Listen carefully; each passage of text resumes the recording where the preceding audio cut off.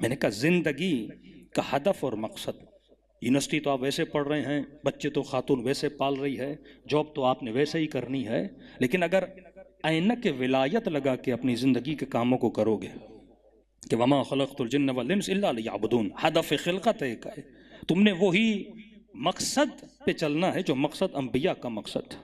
ہاں جاب کرو، لیکن یہ نیت کرو کہ اس جاب میں، اس کام میں دین خدا کی کیا مدد کر سکتا ہوں، اس کام میں حجت خدا کی کیا مدد کر سکتا ہوں۔ مودت اور اتمام حجت، یہ موضوع ہے ہمارا کہ محبت کے بعد مودت ہے۔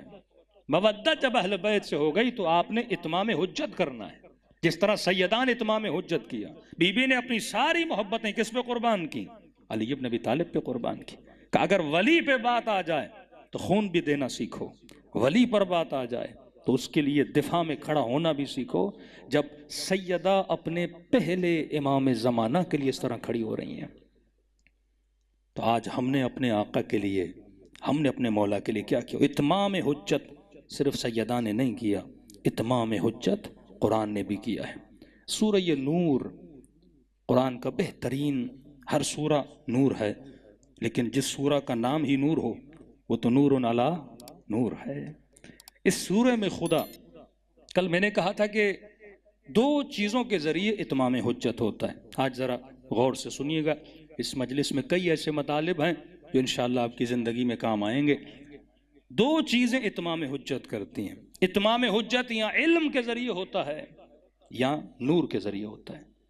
مثلا دو مومنوں میں اختلاف ہو گیا، آپ نے علمی طریقے سے دلائل دیے، کہ میں نے کہا کہ مثلا مولا علی کی شجاعت تواتر موضوع ہے، یعنی کوئی، وہ اہل سنت کسی بھی مکتب سے ہو، وہ اہل حدیث ہو، وہ بریلوی ہو، وہ کسی بھی مکتب سے ہو، کوئی موضوع کے اعتبار سے اختلاف نہیں ہے کہ علی بن ابی طالب بہادر نہیں تھے۔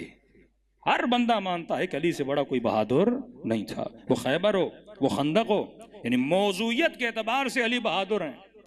لیکن علی ابن ابی طالب کے علاوہ اگر کسی کو لایا جائے، بھئی فلاں بندہ بھی بہادر تھا، تو ہو سکتا ہے مجمع سے کوئی کھڑا ہو جائے اور جنگ احد کا واقعہ پورا پڑھ دے۔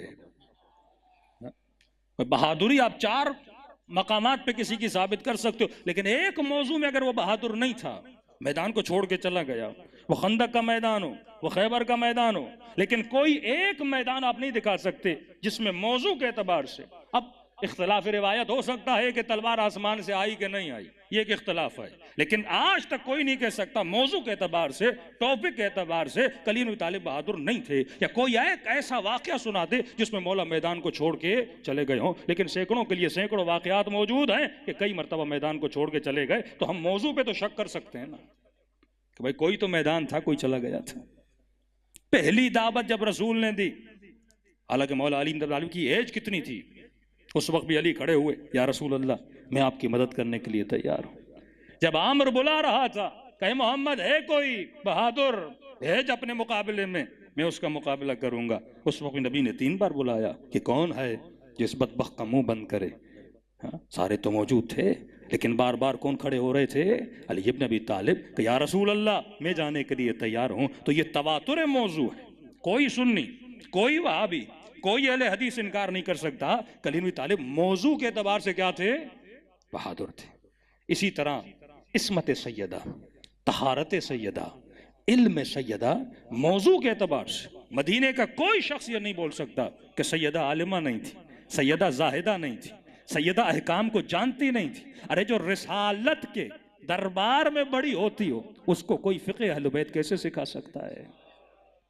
اسے کوئی احکام کیسے بتا سکتا ہے؟ تو موضوع کے اعتبار سے سیدہ کے بارے میں کوئی شک نہیں تھا کہ یہ عالمہ ہیں، یہ زاہدہ ہیں۔ ایک مسئلہ فقہی بتا دیجئے جس میں خدا نخواستہ علیہ باللہ سیدہ سے کوئی غلطی نکالی جائے، تو موضوع کے اعتبار سے کوئی شک نہیں ہے۔ ایک حجت علمی ہے۔ واقع مباہلہ میں رسول حجت کو تمام کرتے ہیں، پہلے علمی مناظرہ ہوتا ہے، دلائل دیتے ہیں، لیکن جب ایک بندہ ضد پہ آ جائے، کوئی راستہ نہیں ہوتا، پھر نبی دوسری حجت تمام کرتے ہیں کہ آؤ میدان میں کھڑے ہو جاتے ہیں، اگر حق میرے ساتھ ہے یا حق تیرے ساتھ ہے. ہم دونوں میں سے اگر کوئی جھوٹ بول رہا ہے اس پہ اللہ کی کیا ہوگی؟ لعنت ہوگی. اور وہاں پر بھی ثابت ہوا سارے نجران کے مسیحی واقع مباہلہ میں نہیں آئے، کیونکہ وہاں پہ ان کو 5 چہرے ایسے نظر آئے جو موضوع کے اعتبار سے ثابت تھا. انہوں نے زندگی میں کبھی جھوٹ نہیں بولا.